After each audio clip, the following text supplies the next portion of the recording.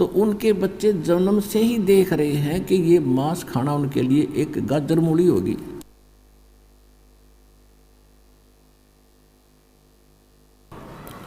तो उनको पता ही नहीं, उन बच्चों को ये पाप भी है, और ये कितना घोर पाप है। आए हाय। अब दूसरे के बच्चों को खाते हैं। बकरे या बकरी किसी के माँ बाप होते हैं। यदि आप अपने बच्चों को, अपने माता पिता को ऐसे काट के दिखाओ, जैसा दर्द आपने हो ऐसा जान बिराने, तो इन बातों से फिर ज्ञान होता। जैसे एक भगत बता रहा था कि मेरा मित्र एक मुसलमान था और उसका फादर इतनी नर्म आत्मा का व्यक्ति था। वो ये कहा करता कि जिस दिन ये लोक वेद बना रखा है ना इन्होंने, मुसलमानों ने, और घर पे बकरे को बलि देते हैं, बिस्मिल करते हैं, कलमा पढ़ते हैं, घर ला के एक प्रसाद बना के सारे परिवार को खिलाते हैं। तो जब वो उसको जबह करते थे, काटते हैं ना, वो घर से निकल जाया करता, वह मेरे से देखा नहीं जाता। और खाना तो मजबूरी, वो प्रसाद बना दिया कि प्रसाद बन गया भी।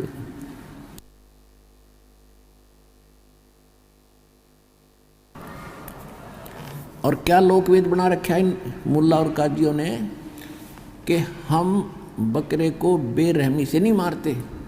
हिंदू लोग तो झटके से मारते हैं, वो तो बेरहमी से मारते हैं। हम बकरा काटते हैं या गाय काटते हैं, हम भगवान का कलमा पढ़ते हैं, मंत्र जाप करते हैं, और उसके पढ़ने से उस बकरे की आत्मा तो स्वर्ग चली जाती है और ये मांस प्रसाद बन जाता है। ऐसा लोक वेद बना रखे।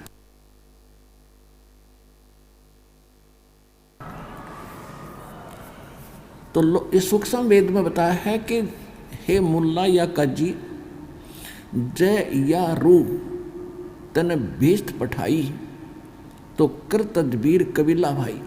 ओए होए, यदि आपके इस फार्मूले से इस बकरे की आत्मा को यदि स्वर्ग मिल जाता है, भीष्ट मिलती है, तो भाई अपने परिवार के सदस्य ने भेज कर दिखा दे, इस तरह से कलमा पढ़ कर नाड़ काट के गर्दन काट दे, जब जानो तेरे फार्मूला सही है।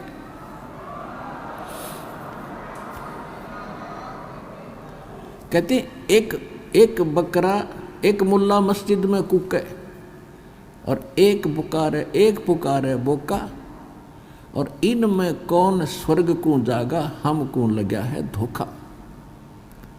क्या कहते हैं कि एक तो मुल्ला मस्जिद में चढ़ के पुकार रहा है, हे अल्लाह अकबर, इस बकरे की रूह को भीष्ट में स्थान देना, औरों को सुना सुना के, जैसे अल्लाह उसके बाप का नौकर है और उसी के आदेश से सब कुछ कर रहा है। हद होगी भाई। और एक बकरा अपनी जान न रो रहा है, मैं मार रहा है, वो काट रहे धीरे धीरे, वो कलमा पढ़ रहे हैं, वो रो रहा है। ला तुम्हारी गर्दन करें कलम, वो कलमा भी पढ़ डाएंगे, सारी बात करेंगे, आज धर गर्दन हमारे पास ला है कल कोई। तो कबीर साहब ये कहा करते थे, और इसी का उन्होंने विरोध किया था हिंदू और मुसलमानों ने।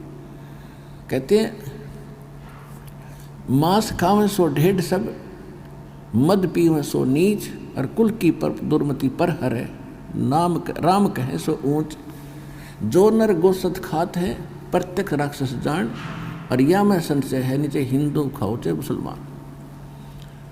अब कबीर साहब ये कहा करते थे कि एक मुल्ला मस्जिद में कुके, अल्लाह अकबर, बकरे की रूह को, इस आत्मा को भीष्ट में स्थान देना, और एक अपनी जान को बुकरा पुकार रहा है, रो रहा है, मिमा रहा है।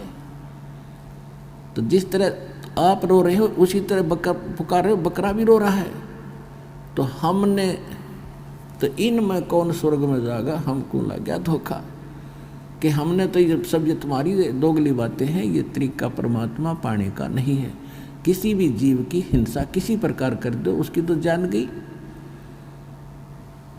और यदि इतना आसान भीष्ट पाना है तो सबसे पहला काम आप अपने परिवार से सब शुरू करोगे।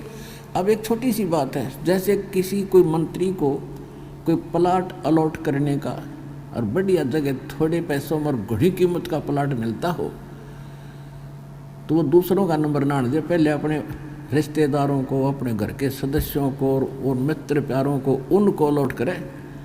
बकरों का नंबर कौन आने दे? अरे ये स्वर्ग ऐसा स्थान जिसको बहुत अच्छा मानते हो, अरवानों को बकरे ने भेज दिया, हम तो यही ठीक है और भक्ति करो बेस्ट पाने के लिए। तो तुम्हारी कथनी और करनी में दिन रात का अंतर है। तो इस प्रकार हमने ये मांस आहार करना नहीं चाहिए, ये पाप महापाप।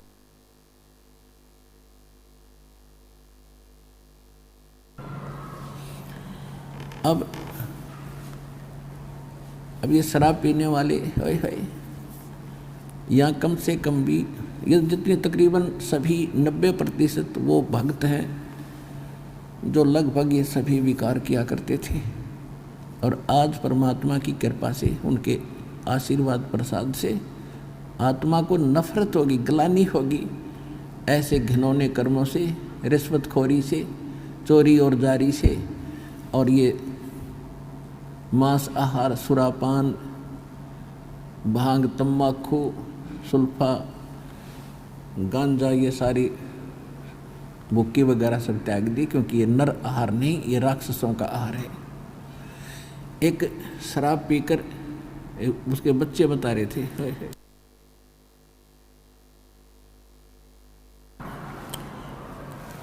छोटे छोटे बच्चे रो रहे सत्संग में। जब दास गांव में घर घर में सत्संग करने जाता था, ज़्यादा समय भक्तों से मिलने का, चर्चा करने का मिलता था, उनके दुख जानने का अधिक समय मिलता था।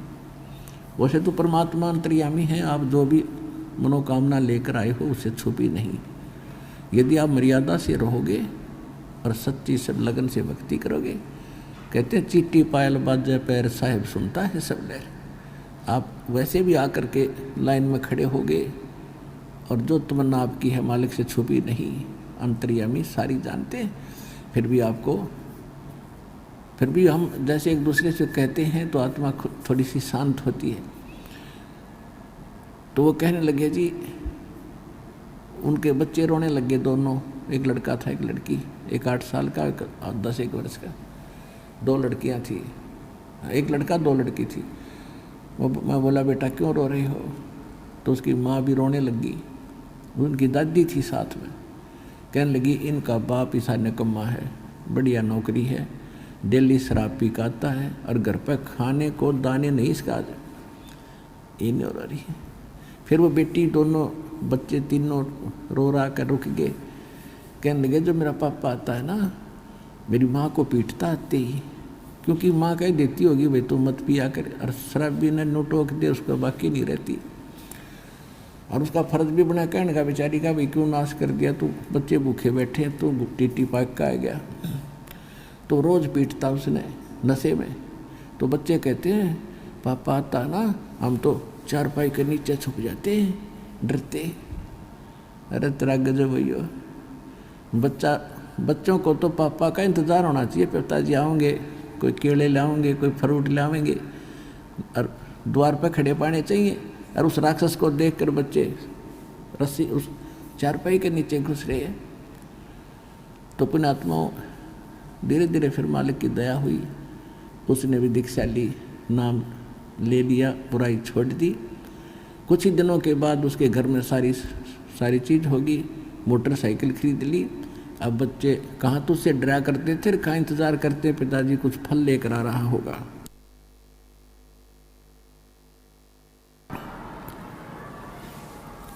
तो फिर वो भक्त कहता है जब उसकी वो शुद्धि में आया, उसकी बुराई छूट गई और इस मनुष्य जीवन में आया वो, तब कहता है जी आप परमात्मा कबीर जी की दया से स्वर्ग तो मेरे घर में इब्बा हो गया, वर्तमान में हो गया। और वह माई भी कह रही थी, और जहाँ आप ले जाने के लिए कह रहे हो वो सतलोक, वो सुख तो फिर न्यारा ही होगा। इस जीवन में हम स्वर्ग तो मेरे घर में आज हो गया, कैर टूट रहा था। अब रोता है वो व्यक्ति उस गए हुए समय को जो वो गलतियां करता था।